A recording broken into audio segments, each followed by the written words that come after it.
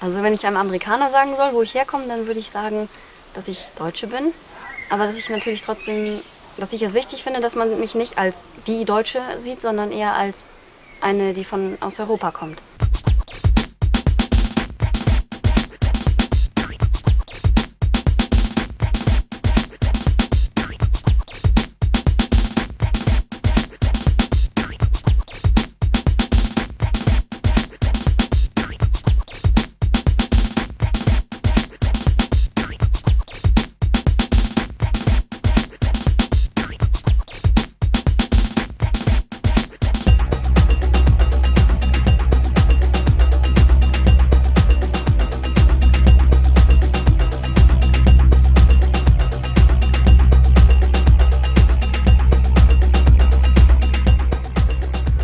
Germany's colorful and lively capital, Berlin, celebrated one of its biggest parties, this time in honor of Europe's political 50th anniversary.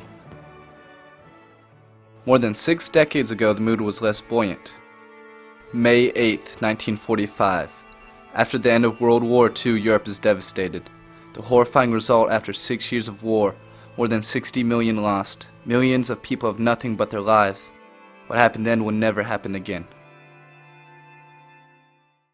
Later on, in a more peaceful and promising 1957, Germany, France, Italy, Belgium, Luxembourg, and the Netherlands signed the Treaty of Rome and solidified the economical and political future of Europe, which led later to the formation of the European Union, with its own constitutional framework currently in the works.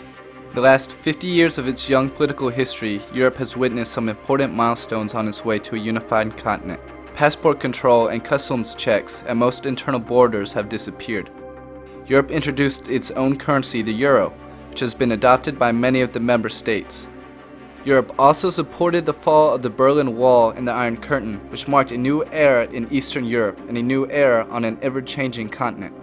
In a unified Europe, people are putting heads and hands together to share ideas and knowledge in many different areas such as technology, science, environmental efforts, and humanitarian aid.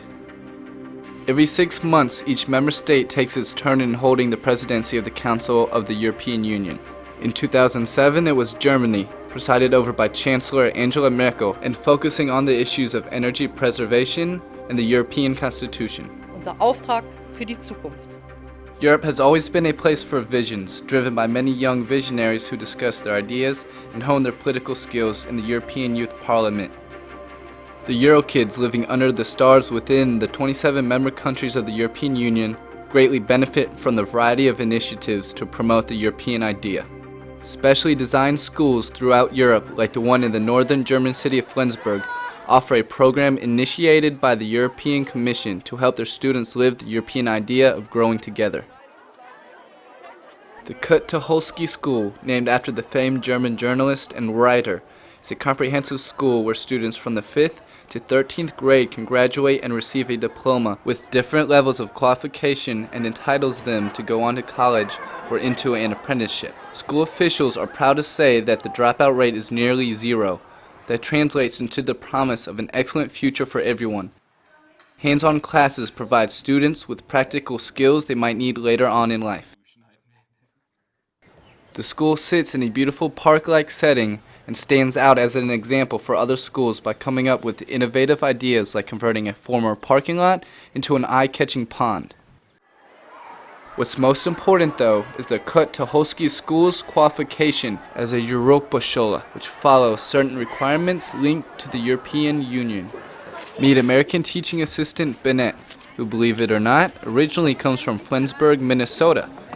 He's been traveling and talking about Europe and the Union for years. So what does Europe mean to you today, as people who do live in Europe? We here in Europe have the opportunity to study in different countries and move to different countries, which is a positive effect. I come from Estonia, and thanks to the European Union, it's easier for me to make an exchange year in other countries. With exchange programs from our school, I was in Poland and Denmark, and there I could see the similarities but also differences to other countries, and it's nice to see that Europe